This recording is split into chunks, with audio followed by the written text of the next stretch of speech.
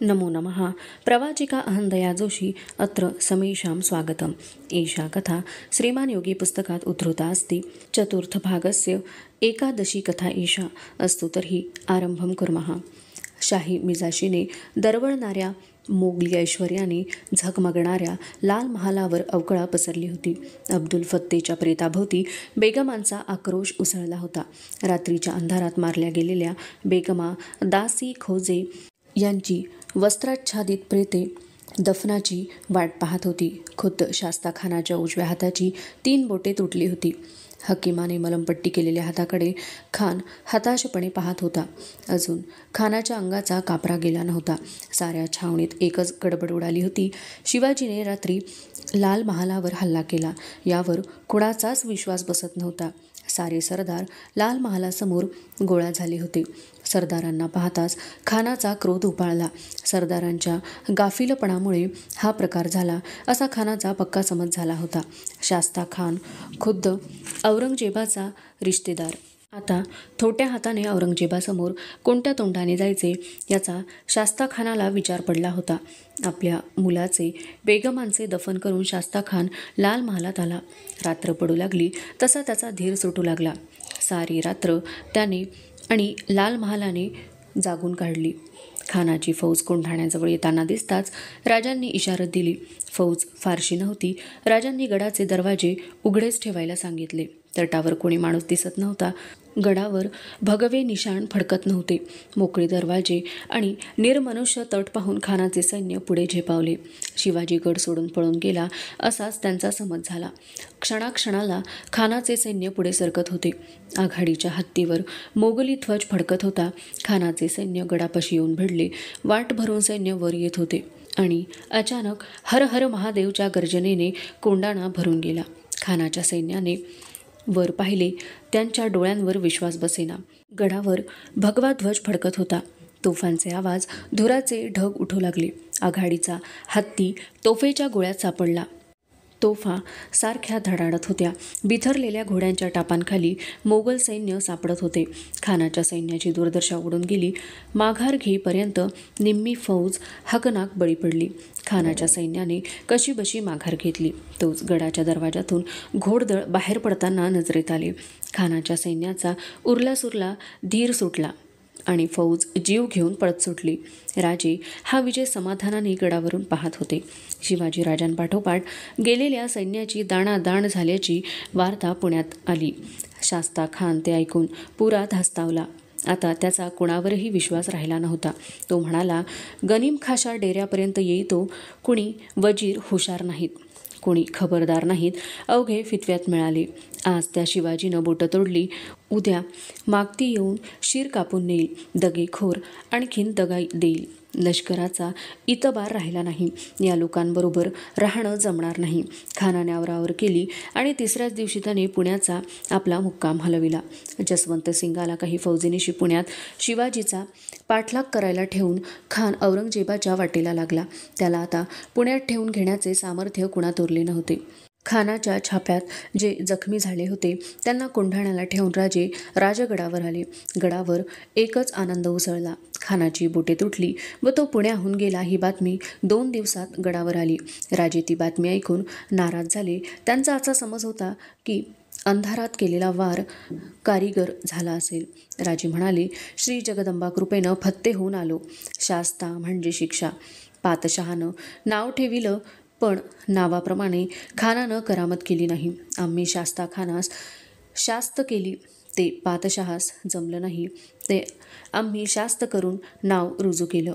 शास्ता खानाच्या पराभवाच्या आनंदार्थ जिजाबाईंनी साखर वाटली आणि गडावरून तोफांच्या फैरी झाडल्या गेल्या. सायंकाळी राजे एकटेच महाली होते. पुतळाबाई महालात आल्याचे पाहून राजांना आश्चर्य वाटले. पुतळाबाई आल्या. महाली येऊन उभ्या राहिल्या. राजे नुसते पाहत होते. पुतळाबाई राजांची नजर टाळीत होत्या.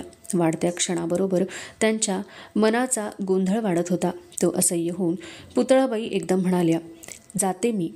पुतळाबाई दारापर्यंत गेल्या आणि एकदम हाक आली, पुतळा. पुतळाबाई वळल्या.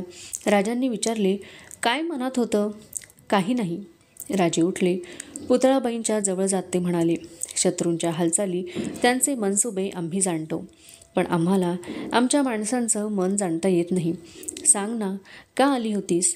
पुतळाबाई म्हणाल्या, आपण मोहीम जिंकलीत आणि मी मात्र अडचणीत सापडले. कसली अडचण? मला काही समजत नाही. आपण गडावरून गेलात, मनाला चैन पडेना. नाही ते मनात येऊ लागलं तेव्हा तशीच खाली देवीच्या देवळात गेले. नवस बोलून मोकळी झाले. राजे हसले. पुतळाबाईंचा चेहरा उंचावत ते म्हणाले, मग त्यात एवढं संकोचायचं काय कारण? नवस फेडून टाका. पुतळाबाई रडकुंडीला येऊन म्हणाल्या, तीच तर खरी अडचण आली ना. मला नवस फेडता येत असता तर केव्हाच फेडला असता. म्हणजे काय बोललीस तू? अक्कलच कमी. गेले हवं ते बोलून. मी बोलले, यात यश मिळू दे. आम्ही दोघे तुझी खणा नारळांनी ओटी भरू. राजे गंभीरपणाचा आव आणीत म्हणाले, हे मात्र खरंच कठीण दिसतं हं. त्यात थोरल्या राणीसाहेबांना कळलं तर पाहायलाच नको. मला भीती वाटते ती त्यांच्याच रागाची. राजे हसून म्हणाले, पुतळा, काळजी करू नकोस. आम्ही काहीतरी वाट जरूर काढू. खरं, अगदी खरं. भाबड्या पुतळाबाई नकळत हसून गेल्या. ते समाधान पाहून राजे मोहरले. पुतळाबाई म्हणाल्या, जाते मी, नाहीतर चौकशी होईल. एवढं भ्यायचं काय कारण? जरा बैस ना. तुमच्याबरोबर बोलायला आम्हाला फारसा वेळ मिळत नाही. नको, जाते मी. पुतळाबाई निश्चयाने वळल्या. त्याचवेळी त्यांचा हात पकडला गेला. पुतळाबाईंचे सारे अंग शहारून उठले. हाताला कंप सुटला. कानांवर शब्द आले, पुतळा, ही आमची आज्ञा आहे. दुसऱ्या दिवशी सकाळी राजे स्नान पूजा आटोपून खाली आले. जिजाबाई आपल्या महाली बसल्या होत्या. शंभूबाळ मांडीवर होता. बैठकीजवळ सोयराबाई, पुतळाबाई, सगुणाबाई, काशीबाई उभ्या होत्या. राजांनी जिजाबाईंचे पाय शिवले. शंभूबाळांनी उठून राजांना नमस्कार केला. शंभूबाळांना जवळ घेत राजांनी विचारले, मासाहेब, इथं तर सारेच जमलेत. काय बेत? अरे, बेत कसला? तू आलास तशाच मुली पाया पडायला आल्या होत्या. मग काही हरकत नाही. राजे म्हणाले, आबासाहेब, शास्ता खानाची बोटं तुटली? शंभूबाळांनी विचारले. हो. तुम्ही तोडली? हो. मग त्याला मारलं का नाही? सारे हसले. राजे म्हणाले, आम्हाला जमलं तेवढं केलं. तुम्ही मोठे झालात की उरलेलं काम करा. मासाहेब, आम्ही मोहीम फत्ते केली, पण एक काम राहून गेलं. कसलं? खानावर चालून जाताना, गड सोडताना आम्ही देवीला नवस केला की काम फत्ते झालं तर खणा नारळांनं जोडीनं ओटी भरू. मग बाबा, उगीच दिरंगाई नको. आज शुक्रवार आहे खरा, संध्याकाळीच जाऊन ओटी भरून या. पुतळाबाई उभ्या जागी लाजल्या होत्या. त्या राजांची नजर टाळीत होत्या. 2 प्रहरी राजे सोयराबाईंना म्हणाले, संध्याकाळी पद्मावती माचीवर जायचं ना? खरं सांगू, सोयराबाई म्हणाल्या, गड चढणं उतरणं नको वाटतं, धाप लागते. तसं काही खास कारण नाही ना? चला, काहीतरीच तुमचं. राजे म्हणाले, ठीक आहे, आम्ही धाकट्या राणीसाहेबांना घेऊन जाऊ. संध्याकाळी राजे पुतळाबाईंसह गडाखाली माचीवर उतरले. पूजा साहित्य घेऊन मनोहारी मागे उभी होती. राजांनी आणि पुतळाबाईंनी देवीची ओटी भरली. पुतळाबाईंचा आनंद मनात सामावत नव्हता. धाकट्या राणीसाहेबांना एवढे आनंदी कुणी पाहिले नव्हते. कुणाला त्या आनंदाचे कारण कळत नव्हते. अधुना चतुर्थ भागस्य द्वादशी कथा एषा. शास्ता खानाच्या छाप्यानंतर 8च दिवसात राजांनी कोकणची मोहीम काढली. राजापूर, कुडाळ, वेंगुर्ला हे मुलूक जिंकून नवे कौल, आश्वासनपत्रे देऊन राजांची स्वारी थेट बांद्यापर्यंत गेली. पावसाळा सुरू झाला. मोगली फौज महाडपर्यंत आल्याची बातमी आली आणि राजे माघारी वळले. या मोहिमेत आर्थिक लाभ झाला नसला तरी कुडाळ सावंतांच्या मुलुखाचा बंदोबस्त व कोकण प्रांतातले राजांचे वर्चस्व वाढले. एवढे यश पदरात घेऊन राजे भर पावसाळ्यात राजगडाला आले. शास्ता खानाने 3 वर्षात शिवाजी राजांचा पुणे मुलूख जवळजवळ उद्ध्वस्त केला होता. गावे परागंदा होऊन कोकणच्या आश्रयाला गेली होती. शास्ता खान गेला तरी पुण्यात जसवंत सिंग आपल्या सैन्यासह तळ देऊन होता. त्यामुळे तो मुलूख सुरक्षित नव्हता. कोकण अस्थिर असल्याने कोकणचाही म्हणावा तसा वसूल येत नव्हता. मोगली फौजेने प्रजेची केलेली ससे होलपट, राज्यावर बसलेल्या लढाईचा अखंड ताण, पागा आणि शिलेदार यांचा वाढता ताण यांमध्ये राजांची परिस्थिती मोठी बिकट झाली होती. हा खर्च भरून काढण्यासाठी कुठेतरी मोहीम आखणे जरूर होते. प्रधानांनी सल्ला दिला, कर्नाटकात गेल्यास फायदा होईल. राजांनी नकारार्थी मान हलविली. ते म्हणाले, आदिलशाही आमच्याबाबत निर्धास्त बनली आहे. हा सलोखा राखणं आवश्यक आहे. आज ना उद्या शास्ताखानाच्या पराभवाचा सूड उगवण्याकरता मोगल चालून येतीलच. त्यावेळी आदिलशाहीचं वैर आम्हास झेपणार नाही. मग यातून उपाय? जिजाबाईंनी विचारले. त्याची काळजी आत्ताच कशाला? राजे म्हणाले, जगदंबा आमच्या पाठीशी आहे. तिच्यावर आमचा विश्वास आहे. ती आम्हाला निश्चित मार्ग दाखवेल. बहिर्जी नाईक आल्याची वर्दी आली. राजे म्हणाले, चला आता आणखीन काय बातमी आली ती ऐकू. बहिर्जीने येऊन मुजरा केला. राजांनी विचारले, काय बहिर्जी, जसवंतसिंग काय म्हणतात? बहिर्जी म्हणतात, जसवंतसिंग तळ उठविल असं वाटत नाही. उलट जसवंतसिंग फौजफाटा गोळा करीत आहे. राजांनी निश्वास सोडला. आणि काय नाही राज, भेटलं तो माणूस विचारतोय, ह्यो फौजफाटा कवा हलणार? लोक लई कटाळल्यात. खरं आहे बहिर्जी, तू थांब, तुला कामगिरी सांगायची आहे. राजांनी सर्वांकडे नजर टाकली आणि ते म्हणाले, ज्या मोगल सैन्यानं आम्हाला त्रास दिला त्याचा खर्च आम्हाला मोगलांकडूनच भरून काढला पाहिजे. पाहू, काहीतरी मार्ग सुचेल. दुसऱ्या दिवशी सकाळी राजे बराच वेळ बहिर्जींशी बोलत होते. 2 प्रहरी बहिर्जी गडाखाली उतरताना दिसला. पावसाळा सरला, थंडी पडू लागली. गड पहाटेच्या धुक्यात भिजू लागला. राजे संभाजी राजांच्या सहवासात कुटुंब परिवारात दिवस काढीत होते. एके दिवशी सायंकाळी राजे संभाजी बाळांसह गडावर फेरफटका करीत असता महंमद सईस तिथे आला. महंमद सईस राजांच्या खास अश्वशाळेवरचा प्रमुख. राजांनी विचारले, महंमद का आलास? हुजूर, विश्वासची तब्येत नासाज आहे.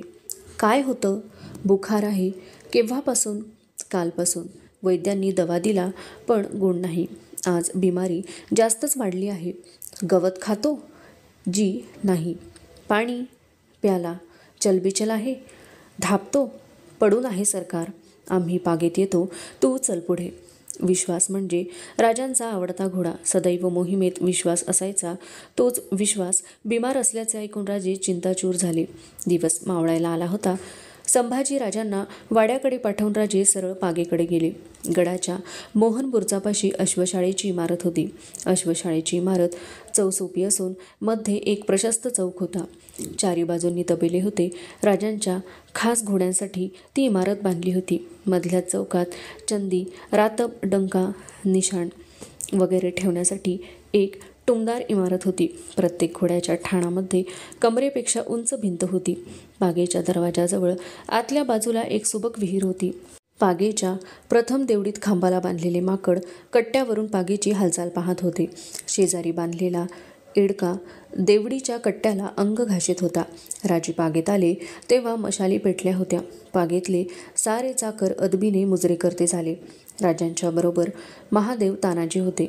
राजांचा आवाज ऐकताच राजांची आवडती घोडी तुरंगी, इंद्रायणी, गजरा, रणभीर, कृष्णी उभ्या जागी खूर आपटू लागली. ठाणाच्या बाहेर तोंड काढून फुरफुरू लागली. राजे पागेत आले की सर्वांवरून हात फिरत असत. पण राजांनी आज कुणाकडेही पाहिले नाही. सरळ विश्वासच्या तबेल्याकडे गेले. तबेल्याजवळ अश्ववैद्य महंमद उभे होते. राजांनी विश्वासकडे पाहिले. विश्वास तबेल्यात पडून होता. आजूबाजूला माणसांची वर्दळ असूनही ते उमदे जनावर गवतावर झोपून होते. विश्वास एवढा आजारी असेल असे राजांना वाटले नव्हते. ते तबेल्याचा कट्टा झटकन चढून गेले. त्यांनी हाक मारली, विश्वास. विश्वासचे कान हलले. तो जागच्या जागी फुरफुरला आणि त्याने पडल्या जागेवरून राजांकडे पाहिले. राजांनी वैद्यांना विचारले, काय झाले विश्वासला? ताप आहे महाराज. बरा होईल ना? औषध दिलीत? राजे, बरा होईल ना? महाराज, जनावरांच्या आजाराचं काही सांगता येत नाही. सकाळपर्यंत उभा होता, काळजी वाटली नाही. 2 प्रहरी झोपला. उभ्या जनावरांच्या रोगाची काळजी वाटत नाही, पण जनावर पडलं की काळजी वाटते. हा विश्वास उभा व्हायला हवा. राजे ऐकत होते, पण डोळे विश्वासवर खिळले होते. राजे विश्वासजवळ गेले, बसले. त्यांचा हात विश्वासच्या चेहऱ्यावरून फिरत होता.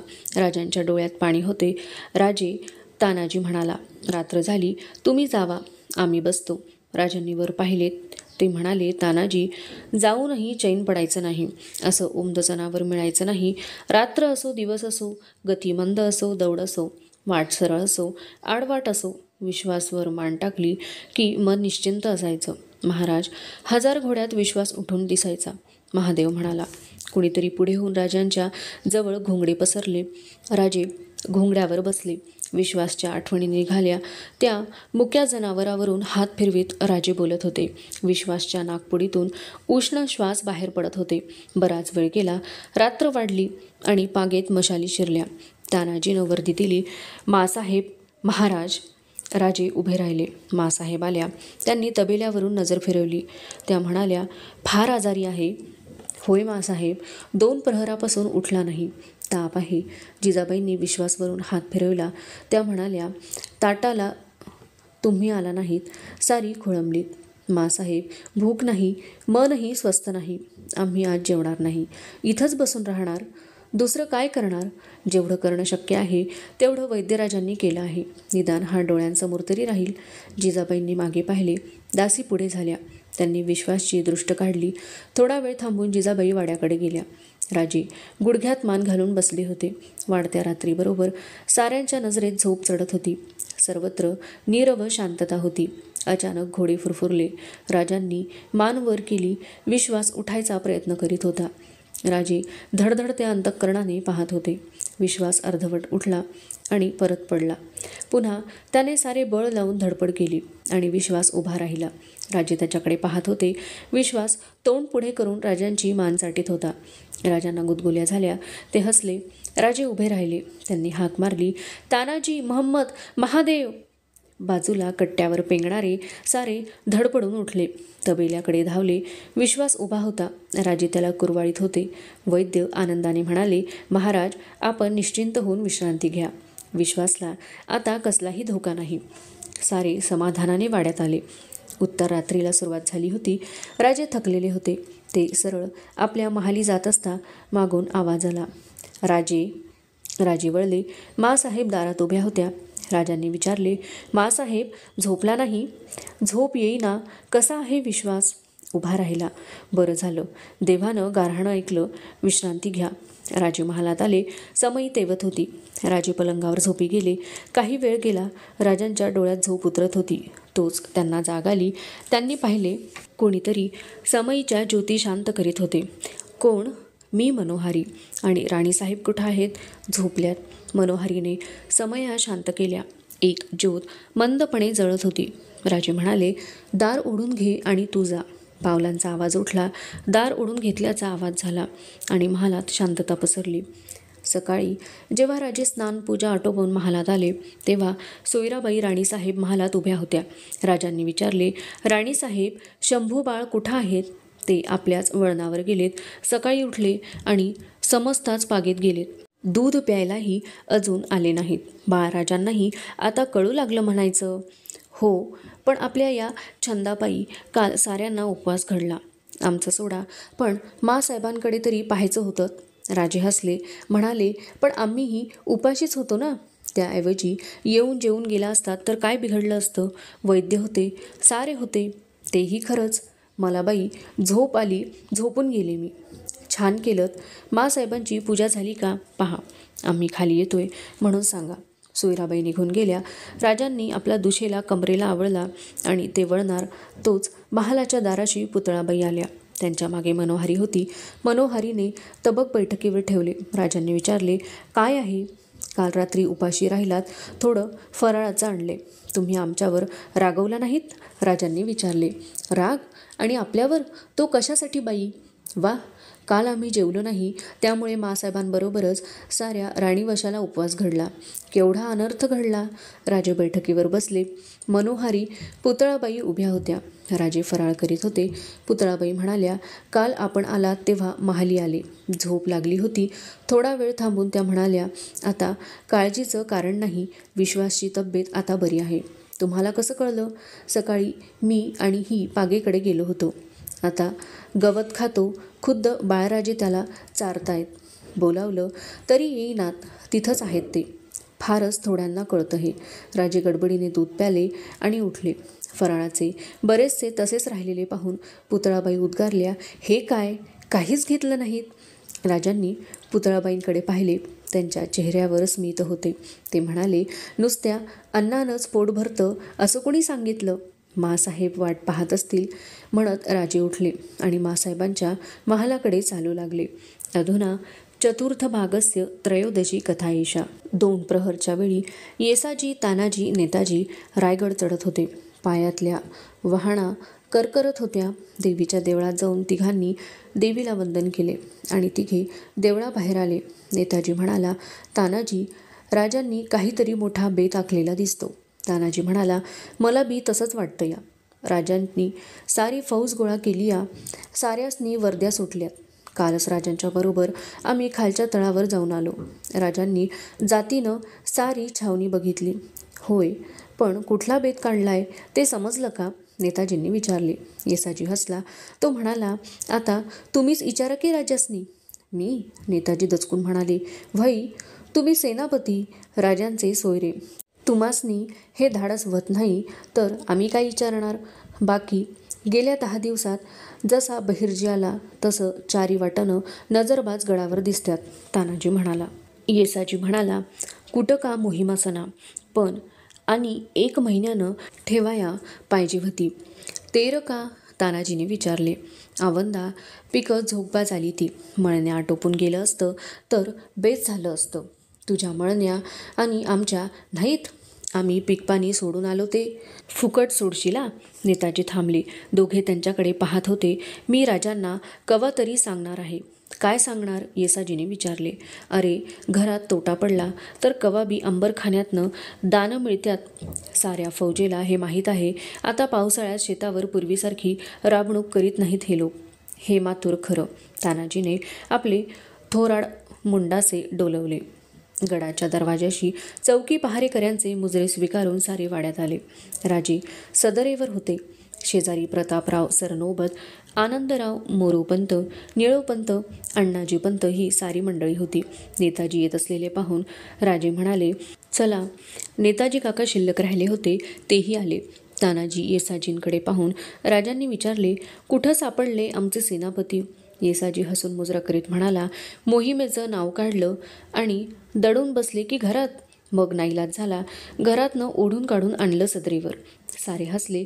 सदरेवर नेताजी येताच राजांनी निर्णय सांगितला. नेताजी, उद्या बाहेर पडायचं. मोहिमेला जायचं? नेताजींनी विचारलं. फिरायचे दिवस अजून यायचे आहेत, राजे म्हणाले. तुमचा रोख आम्ही ओळखला. तुमच्यापासून लपवून ठेवण्यात काय अर्थ? अहमदाबादेचा मोगली खलिता आला आहे.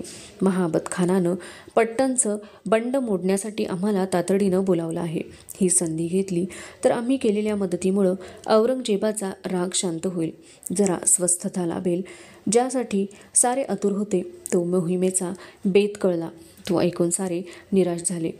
राजांनी बादशहाच्या मदतीला एवढ्या तातडीने का जावे हे कोणालाच कळत नव्हते. राजे सदरेवरून उठले आणि आत गेले. संध्याकाळी राजे जिजाबाईंच्या भेटीला गेले असता जिजाबाईंनी विचारले, राजे, उद्याची मोहीम महाबत खानाच्या मदतीसाठी आखलीत? कोणी सांगितलं? मोरोपंत म्हणत होते. केवढ्या लवकर आमचे बेत जगजाहीर होतात माँसाहेब. चला माँसाहेब, थोडं बोलायचं आहे.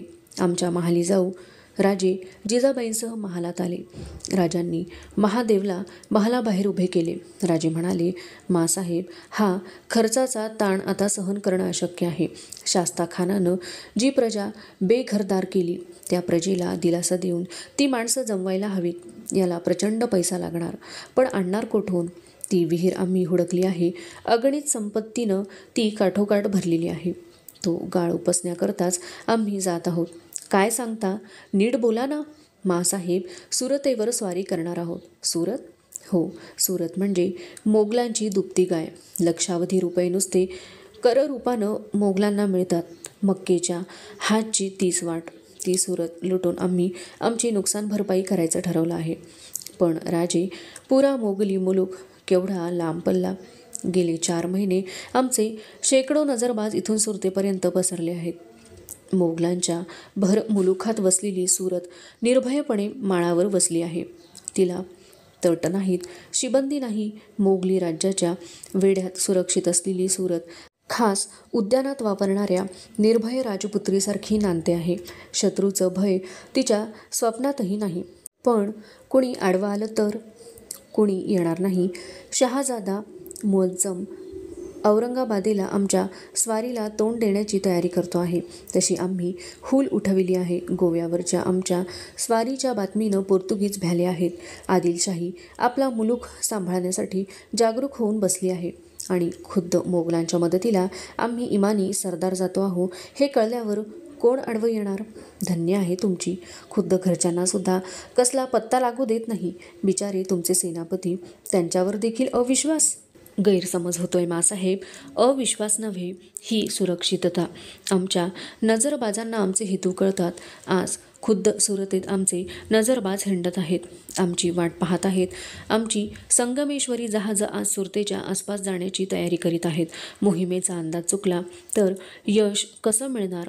उलट एकट्यानंच आपल्या सर्व जबाबदारीवर मोहीम आखताना त्याच्या मनावर किती ताण पडतो हे आम्हीच जाणतो. जीवाला जीव देणारी हजारो माणसं आमच्या शब्दावर प्रेमानं बाहेर पडतात. त्यांच्या जबाबदारीनं जीव वारेमोल बनतो. जिजाबाई उठल्या. राजांना म्हणाल्या, जीवाला सांभाळा. मोहीम फत्ते करून माघारी सुखरूप या. मासाहेब, आम्ही हे यश असं मिळवू की याला तोड राहणार नाही. मोगली फौजांच्या 4 मोहिमांचा खर्च या एका मोहिमेत मिळवू. जेव्हा आम्ही परत येऊ तेव्हा आणलेल्या अगणित संपत्तीनं साऱ्यांचे डोळे दिपून जातील. आमची ताकद शतपटीनं वाढेल. मासाहेब, आमचं स्वागत करताना तुमच्या चेहऱ्यावर दिसणारा आनंद आजही आम्ही पाहतो आहोत. जिजाबाईंनी शिवबाच्या पाठीवर हात ठेवला. दोघे महालाबाहेर आले. महादेव उभा होता. जिजाबाईंनी विचारले, महादेव घेणार ना बरोबर? तो म्हणजे आमची सावलीच बनलाय. त्याला सोडून कसं चालेल? दुसऱ्या दिवशी पहाटे कुचाचा नगारा दुमदुमला. तुताऱ्यांचे आवाज, शिंगांचे आवाज होऊ लागले. राजांनी जिजाबाईंचा निरोप घेतला. भल्या थंडवळी राजे सर्वांसह गड उतरले. राजांची 8,000 फौज दौडू लागली. राजांनी आपल्या फौजेनिशी सरळ त्र्यंबकेश्वर गाठले. तेथे देवदर्शन करून राजे पुढे निघाले. ठाई ठाई वाटाडे आडवी येत होते. पुढची वाट दाखवित होते. जव्हार मार्गे राजे सुरतकडे कूच करीत होते. दिवसा रानात विश्रांती व रात्रीचा प्रवास. यामुळे राजांच्या मजलीची कुणाला नोंदही झाली नाही. अवशिष्टा कथा अग्रिमे भागे पठिष्यते. अस्तु तर्हि पुनर्मिलामः. तावन् मंगलं भूयात्, शुभं भूयात्. नमो नमः. धन्यवादः.